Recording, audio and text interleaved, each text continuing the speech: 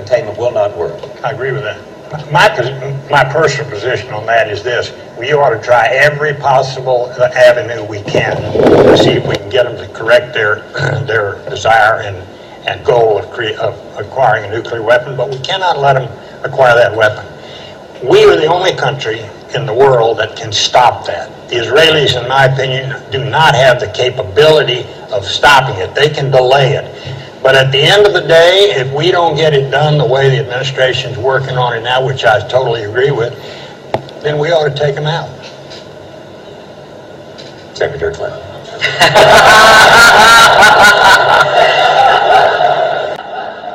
Well, we're working hard. We're working hard. I said at the end of the day, may be next year. It will be next year.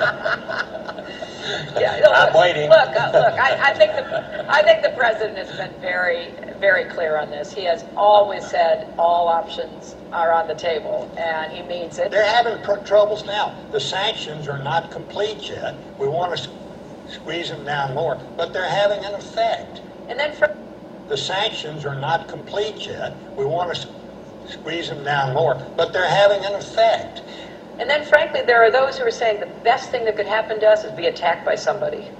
Just bring it on, because that would unify us. It would legitimize the regime.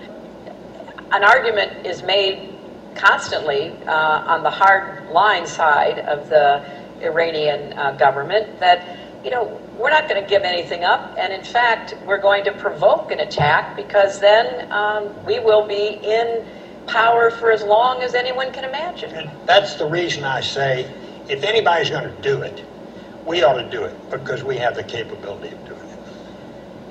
And hopefully we won't get to that. I mean, that would be I think. Hello everyone, welcome back to GGN. This is part 2 of this news bulletin for today, Wednesday, October 3rd, 2012. My website's ggnonline.com, and on YouTube, DDarko 2012 and DDarko 2013. Alright, sorry about this thing that's going on. It's my monitor, and all of a sudden it just started messing up along with my audio during that video. But just for time's sake, I'm just going to keep moving here. Destabilization campaign. Israel warns Tehran of Egypt-style uprising from October 1st. Editor's note from StratRisk says Israel talks a big game, but in the final analysis, they want to push others to do their dirty work for them, lobbying Washington to bomb Iran. Says here, cutting deals with Iran's neighbors and covert tactics to destroy or destabilize them. They know the risk involved with attacking the country, and the power structure inside Tehran hopes that Israel will attack, like we were just saying. These actions will create a ripple effect across the Arab world, further isolating Israel and ensuring further attacks inside Tel Aviv. The only way that Iran will give up on nuclear energy and weaponry is to put boots on the ground, which opens a case of worms for anyone stupid enough to do it.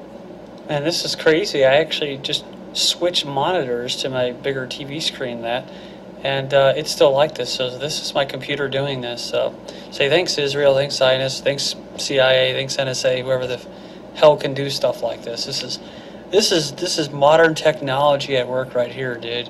When you start, this is great American sweat and tears at work here, along with, of course, Israel's technology, and that to be able to tap into people's computers and do stuff like this and mess with their internet connections and stuff like that and cut off cell phone conversations. It's very, very crafty too. Very sneaky. I'm sure I'll have fun uploading these videos tonight. Israel finance minister says Iran economy on verge of collapse. So this is September 30th. I thought it was kind of ironic that September 30th, Israel's finance minister said Iran's economy is on the verge of collapse due to international sanctions. And then what happened? Well, just here we go. October 2nd, just a few days later, Iran currency falls 17% to a new low. So who has the flipping power to be able to do something like this, right? Iran's currency plummeted around 70% trading on Monday, according to media and online exchange websites, severely adding to strains on the Republic sanctions hit economy. So then, of course, you have what? Video unrest in Tehran over rial currency plunge. You can go in there and check out some of the videos as the destabilization begins. But then again, who knows if it's even happening, right? This could just not even be happening, and they could just be covering old protests or something, right? The BBC, Al Jazeera, they're known for doing that crap. Riot police clash with protesters in Iran today over the collapse of the rial, the country's currency, which has been hard hit by Western sanctions. They said that the police made many arrests and used tear gas to disperse protesters who had set fires to tires and trash bins in Tehran. So, but yeah, see, this is the thing, anti-government slogans. The real thing is they don't see it as a problem of the government. They see a problem of the West imposing sanctions on them. They don't look at it as far as the nuclear program goes. I remember reading that. Psychological war is behind Iran's economic problems as currency hits record low from October 3rd. It says here the Iranian government blames speculators for the rial's collapse and ordered the security services to take action against them. Ahmadinejad rejected criticism of his policies and insisted that the country could ride out the sanctions imposed because of Iran's nuclear program after the currency fell about a third of its value in a week. According to a report from one of the security services, 22 individuals are ringleaders of the recent turmoil in the currency market, and since these individuals are known, security institutions must act. President. So this is from October 3rd. Clinton says sanctions can be eased if Iran cooperates. So they just goes to show you who's causing this, right? See what they can do. Within days, they can just do this. So it says here, U.S. Secretary of State Hillary Clinton blames Iranian government, not Western sanctions, for the financial troubles in the wake of Tehran protest. And I just saw an article this past week about Israel calling on for more sanctions as well. Then I saw this article, EU hosting concrete talks on further Iran sanctions. The Post learns EU countries are mulling banning flights, blacklisting companies, and closing loopholes on businesses with the Iran central bank. Then you have, could Iran's enemies really be destroying its rain clouds from September 13th, 2012? So Ahmadinejad said the enemy destroys the clouds that are headed towards our country.